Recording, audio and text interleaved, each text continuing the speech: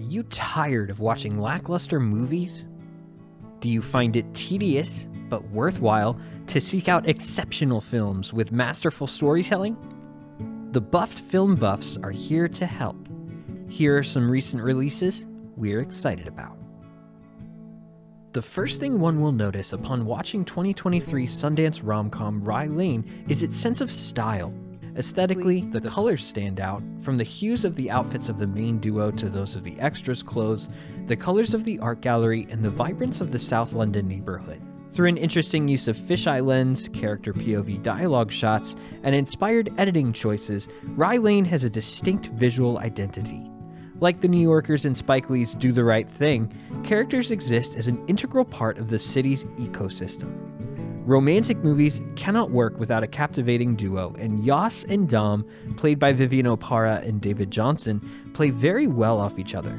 The chemistry between the two actors is impeccable and makes the audience feel as if they are not just characters in a movie, but real people who might continue to live after the movie ends. Nathan Byron and Tom Melia's writing is sharp and warm, and the unique touch of director Rain Allen Miller, making her feature directorial debut, can be felt in every scene. Don't miss Rye Lane on Hulu.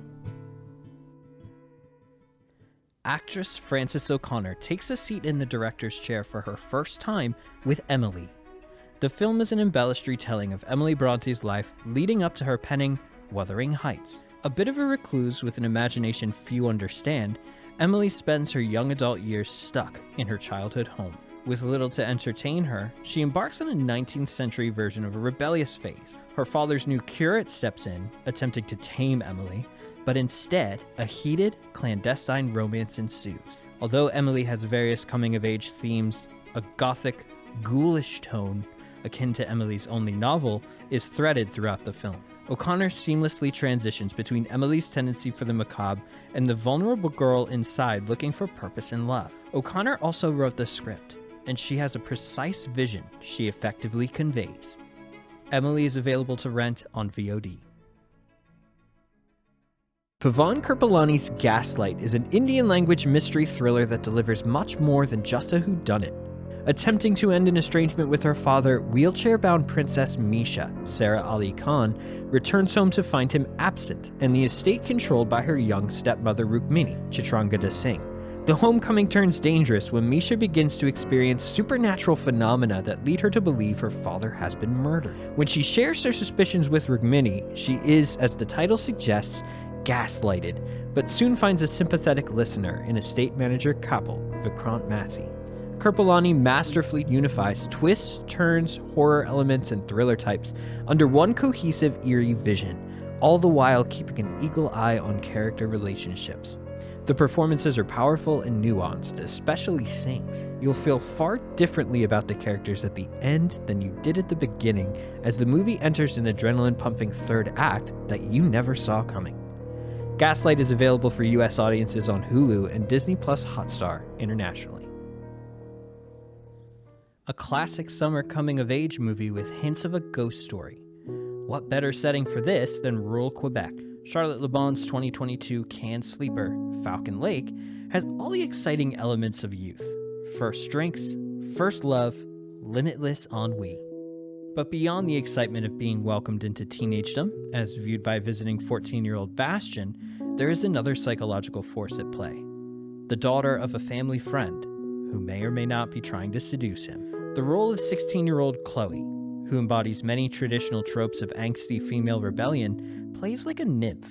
She does everything in her power to shock Bastian and keep him under her thumb. Beyond the romantic tension that develops between them in the routine absence of their parents, her morbid fascination with death serves as a force that, rather than wizening her, leaves her isolated from the older men who pursue her. She's a complex character harboring a longing for the lightness of innocence, but corruption lies around every corner, and Bastian still doesn't quite know where he fits in the picture. Falcon Lake will hit American cinemas in June.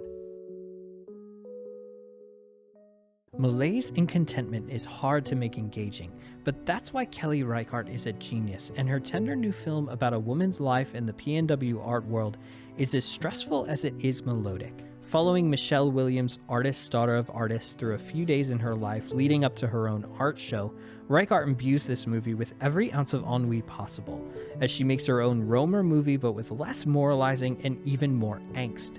Williams plays her character with a perpetually downtrodden gait, despite having creative fulfillment because there is always something to be remembered or forgotten. Showing Up is a movie about an artist feeling the confines of her own shell, despite having lovingly crafted its every inch. When you make a life for yourself, one that you're happy with, it will still be hard to see how others got there before you or got there easier after you. Knowing that you're fulfilled and that others see you does not negate the fact that wishing for more attention comes with the job, and that desire will always be selfish. Sometimes a broken wing means new paths forward, but tending it will be a trade-off. The economy of art is hard to navigate. Sometimes the kiln will burn you, sometimes the water is still cold. No matter what, sometimes you're ready to fly and you don't even know it. Reichardt's eyes are worth 1,000 words and then some. Look for Showing Up to be released in theaters this year. Thanks for watching. For more insightful reviews, including an extended discussion of Rye Lane, check out our blog at buffedfilmbuffs.com. I'm Josh from the BFBs, and we'll see you at the movies.